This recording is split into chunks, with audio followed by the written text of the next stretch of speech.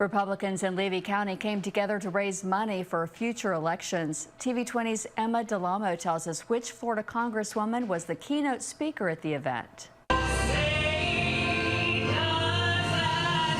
Standing up proud to honor their country, families met up at the 2023 Lincoln Reagan Memorial Dinner.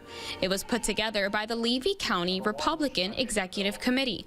Their goal was to raise money to fund electoral races in the area. Multiple guest speakers took the stage tonight, including this year's keynote speaker, Cammack. I'm so grateful for the opportunity to really share a message of what we're doing in Washington to make life better for all of our folks here at home, but also hopefully a positive message that inspires people to get involved and be a part of this upcoming election. Guests include elected officials and residents interested in hearing them speak.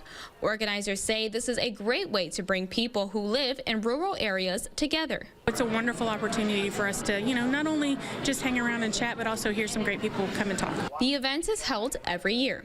Reporting in Bronson, Emma DeLamo, TV 20 News.